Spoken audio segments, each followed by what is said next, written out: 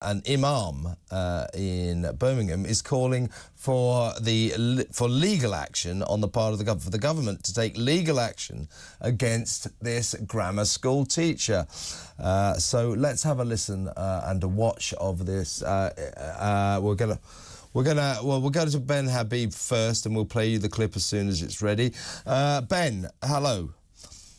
Good afternoon, Kevin. Now, this situation, you know, I think this Batley Grammar School teacher has been through a terrible ordeal. He's a father with kids and a wife. He's had to change his identity. He's still in hiding because he had the temerity to try to educate his pupils. Now, the Muslims community around that school said that he was blasphemed against the Prophet.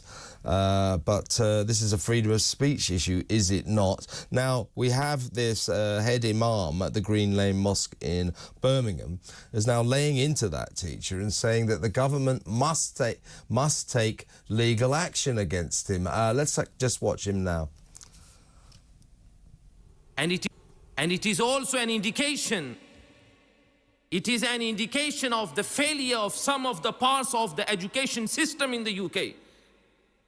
If the teacher, someone who is entrusted, someone who is expected to promote British values, someone who is expected to promote respect and tolerance, if the teacher himself does such kind of act, then this is not good for the society.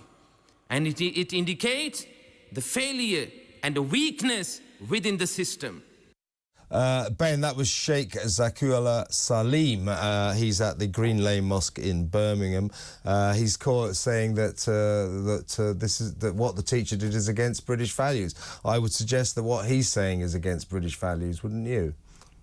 Yeah, so I mean, there are a number of things to unpick here, I think, Kevin. The first is the point you've absolutely rightly made, which is in this country, and the heart of freedom and the heart of our democracy is the right of free speech.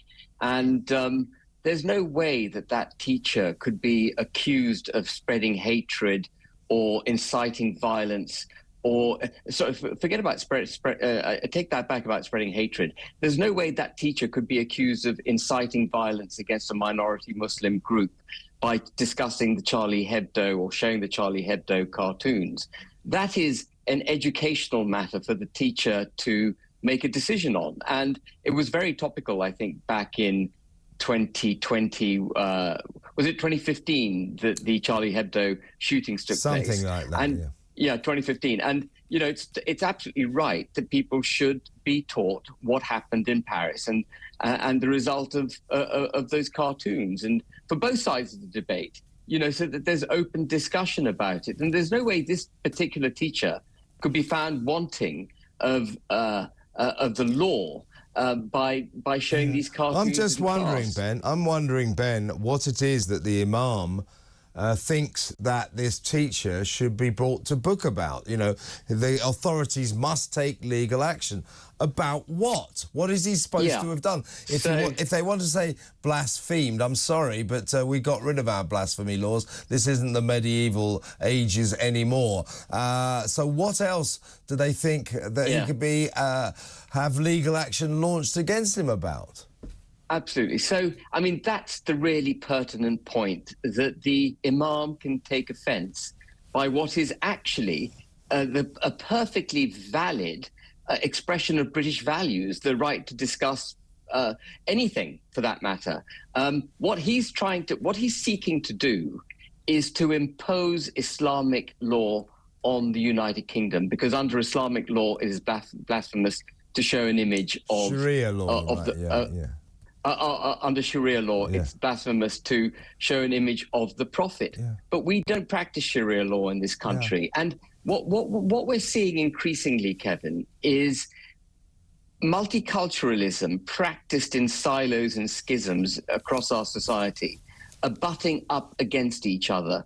And a real difficulty, I find, in the United Kingdom with the speed at which immigration has taken place, the speed, therefore, at which our society has been asked to adapt, the inability of our society to adapt at that speed, and this kind of confrontation that is welling up between various parts of the United Kingdom. I mean, I think the thing... And it's sorry, carry on. One last point.